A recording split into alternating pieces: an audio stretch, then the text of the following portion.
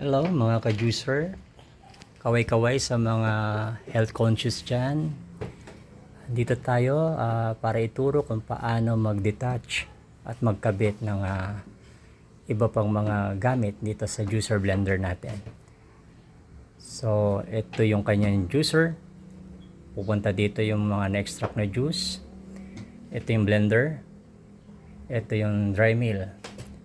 Take note, dry mill. So ginagamit lang to yung sa mga like coffee beans, cookies, nuts na dudurugin. Pwede na rin siguro yung ginger, bawang, luya, sibuyas. So simulan na natin. First, tanggalin muna natin to, parang pinaka picture nya. Ilayin lang to pababa. Ayan. Angat. Kunin ito. Dito pumupunta yung sapal, yung mga nakuha ng mga balat na natitira. Ilayin na ito pataas.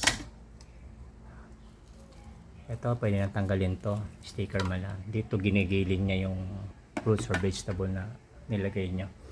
Tapos twist nyo lang counterclockwise. Yan. Tapos ito siya, mapapansin nyo may kuntil-kuntil.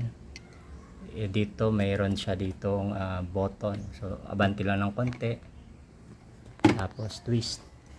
Malalaman nyo kung tama kasi gagana siya, twist. Pero pag mali, ito siya napunta dito, hindi siya gagana, hindi siya under. Now, see, 1, 2, ayun. So ganun lang din yung application dito sa blender. Dito yung kuntil, may kuntil-kuntil din siya, abante ng konti. Tapos twist. Dito yung handle banda. So, nagana. So, twist, pag mali, ganun din, hindi rin gagana.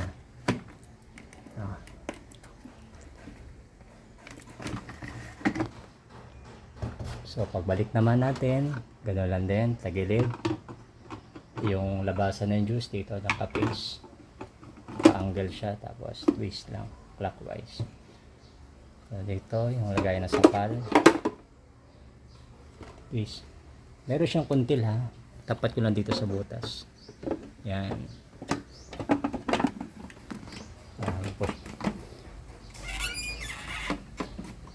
Push.